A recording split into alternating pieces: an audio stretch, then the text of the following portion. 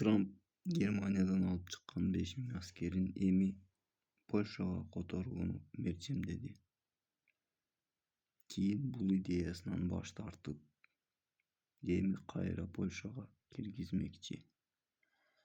Кандай болгон күндө да бүгүнкү Швециядагы жолугушуусу интригаларга жана хаоско толду. Made by Trump. НАТО мүчөлөрү мамлекеттердин тышкы иштер министрлери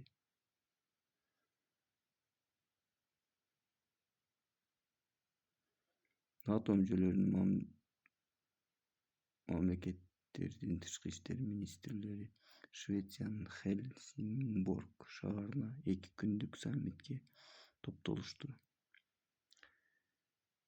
Июлда Анкарада Дональд Трамптын катышуусунда өтүүчү саммиттен мурдагы саммит.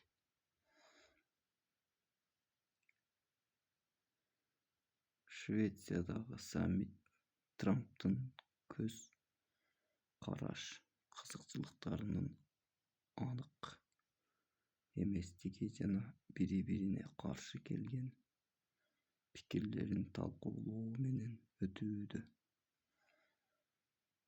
Биринчи ал Европадагы аскерлерин кыскартуу оюн айтып чыккан.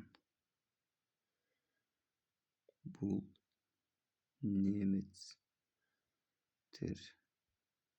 жана Польшага таандык болчу. Өткөн жумада Пентагон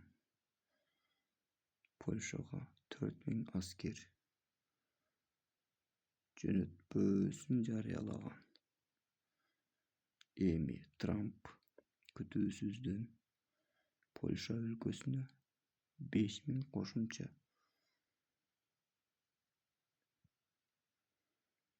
кызмат өтөгөн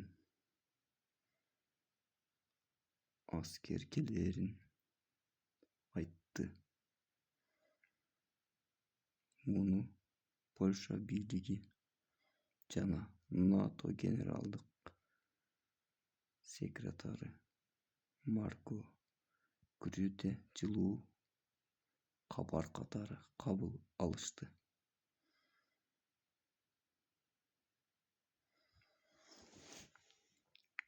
Трамп Германиядан алып чыккан 5000 АКШ аскерин эми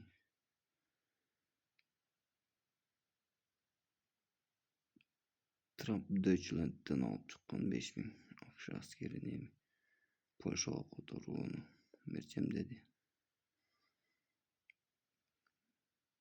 Кийин бул идеясынан баш тартып, эми кайра Польшага киргизмекчи. Кандай болгон күндө да бүгүнкү Швециядагы жолугушуусу интригаларга жана хаоско толду. Made by Trump.